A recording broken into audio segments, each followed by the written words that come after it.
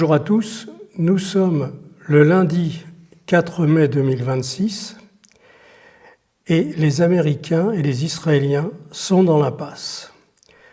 Les deux tentatives de déstabilisation de l'Iran qu'ils ont tenté se sont soldées par un échec, avec des conséquences qu'ils n'avaient apparemment pas envisagées, avec le risque notamment de perdre les bases militaires américaines au Moyen-Orient.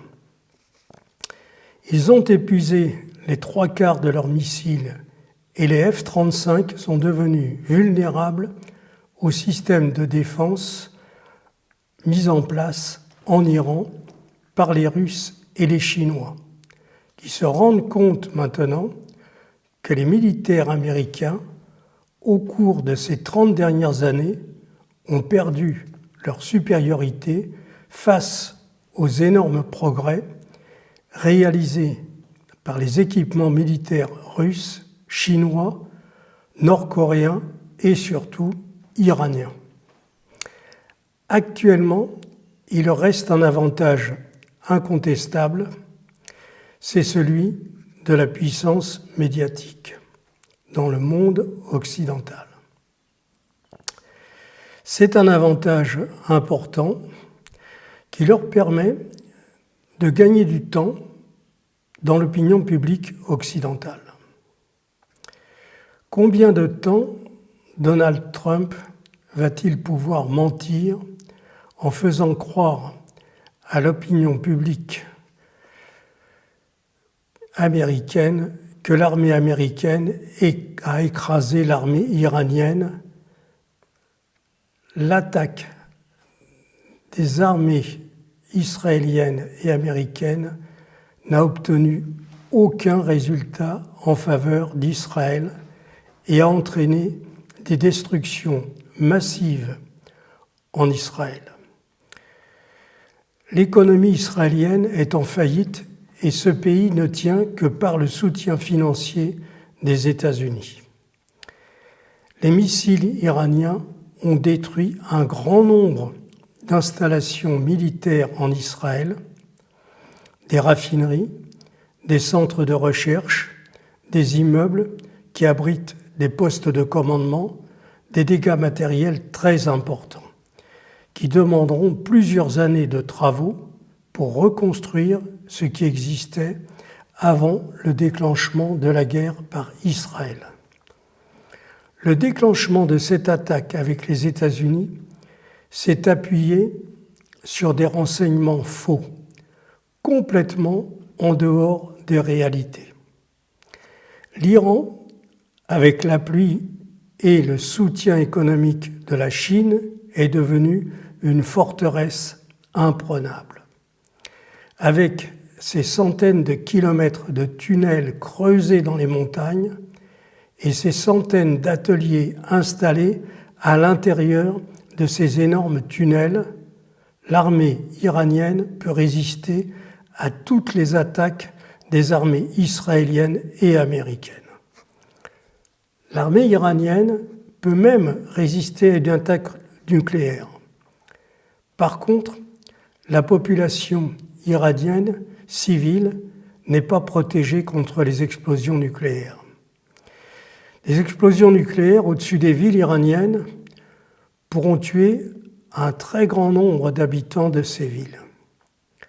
Je pense que c'est ce sujet qui est au cœur des discussions entre David Kushner, accompagné de Steve Witkoff, et les représentants iraniens, ce que les Israéliens demandent par l'intermédiaire de ces deux Israélites, Steve Witkoff et David Kushner, c'est l'abandon de leur stock de missiles à portée supérieure à 1000 km, c'est-à-dire l'abandon de ce qui constitue la souveraineté de l'Iran et son indépendance.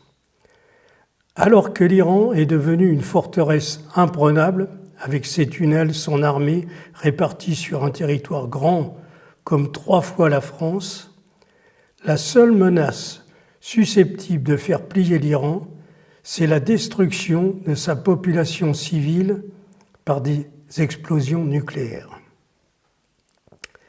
Il est clair que les dirigeants israéliens ont l'intention d'utiliser une partie de leur arsenal nucléaire au-dessus de l'Iran pour faire disparaître la menace que représente l'Iran pour l'existence d'Israël et surtout le développement du Grand Israël. Cette option est partagée par des sionistes fanatiques comme Pete Hegseth et Ougabi. En ce qui concerne Donald Trump, il hésite. Il a dit publiquement que la civilisation iranienne pourrait disparaître. Ça, c'est un fait. Il l'a déclaré publiquement. Or, comment la civilisation iranienne pourrait-elle disparaître en dehors de l'utilisation d'un grand nombre d'armes nucléaires?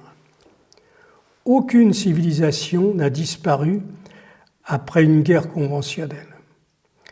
La civilisation française, la civilisation allemande n'ont pas disparu après des guerres de très grande intensité qui ont, elles, duré des années et qui ont fait des millions de morts. Alors il faut regarder les choses en face. Lorsque le président des États-Unis déclare publiquement que la civilisation iranienne pourrait disparaître, cela veut dire très clairement l'utilisation d'un grand nombre d'explosions nucléaires au-dessus des villes iraniennes. Seulement, les journalistes occidentaux ne veulent pas regarder la réalité en face. Et la déclaration de Donald Trump n'est pas analysée. Cela aurait dû faire un énorme scandale, un débat dans toutes les presses mondiales. Des journalistes dignes de cette fonction auraient dû demander à Donald Trump « Comment voulez-vous faire disparaître la civilisation iranienne, vieille de plusieurs milliers d'années? Une civilisation ne disparaît pas, même après la perte d'une guerre. Alors dites-nous comment vous voulez faire disparaître la civilisation iranienne. » Mais non, aucune question profonde de la part des journalistes, aucun gros titre dans les journaux de grande diffusion. En fait, pour arriver à l'utilisation des armes nucléaires, il leur faut un prétexte. Il faut que l'armée américaine sacrifie un grand nombre de ses soldats pour obtenir le soutien de l'opinion publique américaine. Il faut qu'il sacrifie, par exemple, l'équipage d'un porte-avions en l'approchant des côtes iraniennes, et cela après avoir détruit des centrales produisant l'électricité en Iran. Ce sont ces deux étapes qui nous indiqueront que les Américains vont passer à l'utilisation de l'arme nucléaire. Actuellement, le déploiement militaire tout autour de l'Iran coûte aux États-Unis 2 milliards de dollars par jour, auxquels il faut ajouter les dépenses des centaines de missiles qui ont été tirés au cours de cette dernière campagne. L'économie au Moyen-Orient est en ruine. Les Émirats arabes unis